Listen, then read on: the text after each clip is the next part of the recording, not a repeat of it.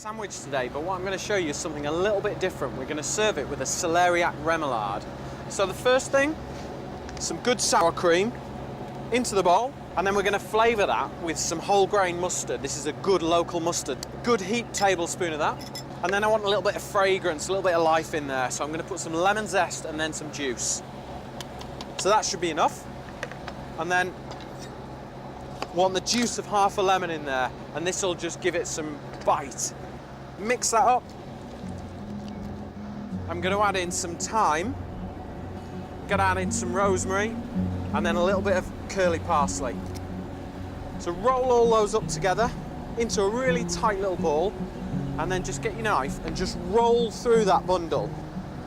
And just chop that really nice and finely. Because what you want is a marriage of flavours. You don't want a chunk of one big herb. And then straight into the sour cream there. And then give that a good mix up. And then we're onto the celeriac. Cut the top off and cut the bottom off. That gives you a nice level playing field to start chopping. So cut round.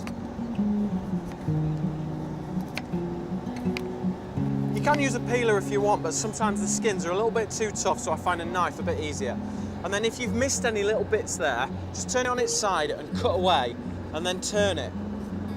Keep turning it, cut away from you, then there's no chance of cutting your fingers off. And then we're going to cut this really, really fine, because what you want is crisp crunch.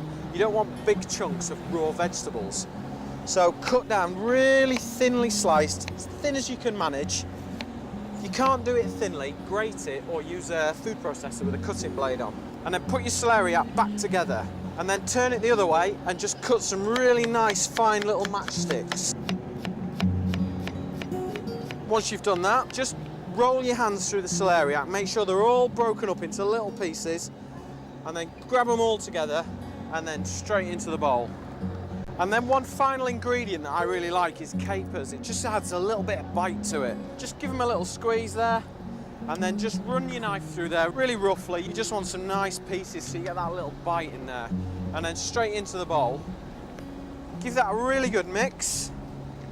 And then we can just pop this to one side, and then we can cook the steak. I've had a little clear down here, got myself a red chopping board. Now the star of the show is this skirt beef here. It's quite a cheap cut, and it's great because we can cook it, flash fry it really quick.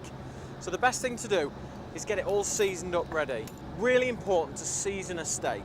So a little bit of olive oil, and then plenty of sea salt on there, and then plenty of black pepper, and it'll just bring out that fantastic beef flavour. Flip your steak over the other side and do the same again. So plenty of salt. This is going to serve 2 people, this, so don't worry too much about the salt. So plenty more black pepper on there, and then I want to add a little bit of thyme. That'll just help with that flavour, just bring it out a little bit, and then just pick the leaves off. You don't need to chop them, just pick them off nice and small. Don't worry if there's a few stalks on there or anything, they all taste great. So off with the lid, and then pair of tongs, and then if the barbecue sizzles, or the grill pan, or whatever you're cooking it on, sizzles when you put the steak in, you know it's nice and hot. If it doesn't, don't put it on, turn the gas up. So just lift it up. You can hear that sizzle, that means it's ready. So just lay it really gently on there, and you can just hear that really nice sizzle. I absolutely love that sound. Steak's had about 3, maybe 4 minutes max on this side. If it moves off the grill, that's usually a good indication that it's ready. And look, you can see that beautiful caramelisation on there. That means it's ready to turn. So just turn it over and do exactly the same again on the other side.